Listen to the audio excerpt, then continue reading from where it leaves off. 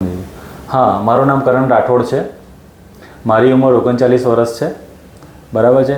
હાલમાં હું એક શોપ ચલાવું છું અને હું એકચ્યુઅલમાં મને પ્રોબ્લેમ 3 વર્ષ પહેલાં મને ઘણી બધી પ્રોબ્લેમો હતી.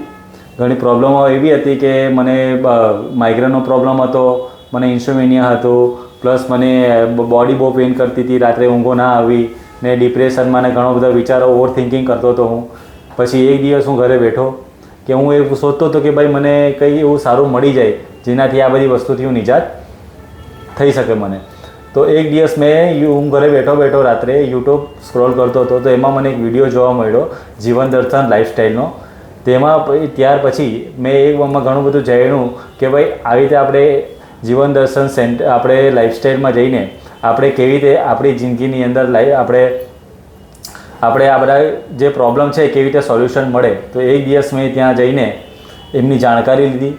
ત્યાર પછી મેં એમના જે સ્ટેપ હતા એ ફોલો કર્યા. શું બની ગયા અહીંયા તમે? અહીંયા આવીને મને એક વસ્તુ ફાયદો થઈ ગયો કે એ વસ્તુ જાણવા મળ્યું કે આપણા ડૉક્ટર આપણે ખુદ જ છીએ. આપણે કોઈ ડૉક્ટર પાસે જવાની જરૂર નથી.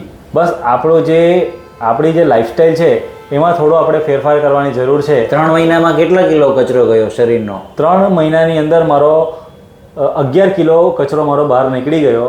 એમાં શરીરની તકલીફો બી મારી દૂર થઈ ગઈ અને શરીરમાંથી મારું વજન પણ 11 કિલો ઓછું થયું. અને આજે એવું લાગે છે કે ભાઈ મારી બોડી એકદમ તંદુરસ્ત છે અને કોઈ પણ જાતનું મને કોઈ આળસ નથી આવતી, નથી કોઈ મને ડિપ્રેશન. અને અત્યારે એકદમ આનંદમય જીવન મને એકદમ કહેવાય ને કે એકદમ એવું લાગે છે કે એકદમ લાઈફમાં એટલી મજા આવી રહી છે અત્યારે કે કંઈ અલગ જ મારી લાઈફ મને મળી ગઈ છે. મારી લાઈફમાં અલગ જ ટ્રાન્સફોર્મેશન આવી ગયું છે. અને કંઈ ખર્ચો તમને વધારે લાગ્યો કે વસૂલ થઈ ગયો? ખર્ચો એકચ્યુઅલમાં જો આપણે બીમાર થઈને હવે હોસ્પિટલમાં જઈએ ને તો આપણે બધા મોટા લાંબા બિલો બનાવીએ એની સામે તો આ એક કહેવાય ને 0.% પણ કંઈ ખર્ચો ના કહેવાય. ને આપણું આ એક એવું છે વન ટાઈમ ઇન્વેસ્ટમેન્ટ છે. ત્યારમાં આપણે લાઈફ ટાઈમ ઇન્વેસ્ટમેન્ટ કરવું પડે. જ્યારે આપણે દવાખાના ઘરના ચાલુ થાય તો બધા લોકો તમને જે લોકોના ઘરમાં દવાખાના છે એ લોકોને બધાને ખબર જ હશે. અહીંયા કંઈ પ્રોડક્ટ પાવડર કે એવું કંઈ? ના, પ્રોડક્ટ પાવડર એવું કંઈ આપવામાં આવતું નથી અહીંયા તમને જે નેચરલ હોય આપણે નેચરલ ખોરાક ખાવાનો છે ને આપણી બોડીની અંદર આપણે ટ્રાન્સફોર્મેશન આવી જાય તમને ખબર બી નથી પડતી. એટલે તમે ક્યારે તમારા શરીરમાંથી ડિઝીઝ નીકળી જાય રમતા નીકળી જાય તમને ખબર ના પડે. શારીરિક તો સમજ્યા, માનસિક ફાયદા કેટલા લાગ્યા? માનસિક ફાયદાથી એટલો બધો સારો ફાયદો મળ્યો કે આપણે પહેલાં કેવું હતું કે પહેલાં આપણે ચિંતા એટલી બધી હતી કે આપણને સારા વિચારો જ ના આવે. હવે એવું થાય છે કે આપણે કંઈ કરીએ છીએ તો આપણને એવું મન લાગે છે કે આપણે બી સમાજ માટે સારું કંઈ કરીએ કે આપણે બી કહેવાય આપણને ફાયદો થયો છે તો આપણે લોકોને બી આપણે આ વસ્તુનો જાણ કરવી અને આપણી ફરજ બને. ક્રોધ ગુસ્સામાં કોઈ જાતની કોઈ ગુસ્સો કે કોઈ ક્રોધ આવતો નથી. એવું લાગે કે પહેલાં તો ઘણો બધો આવતો હતો. પહેલાં તો એટલો બધો ગુસ્સો હતો કે નાની વાતે ચીડાઈ જવું, ઘરમાં ઘરવાળા સાથે ઝઘડો કરવો, કંઈ બોલી જાય તો એવું લાગે કે આપણને ઈગો પર વસ્તુ આવી જતી. હવે એવું કોઈ પ્રોબ્લેમ નથી.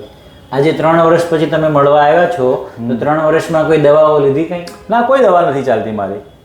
હું 3 વર્ષથી અત્યાર સુધી હું જે ફોલો કરું છું બસ એ જ ફોલો કરું છું ને અત્યારે મને જો તમે મારી સામે બેઠો છું કોઈ જાતના પ્રોબ્લેમ મને છે નહીં.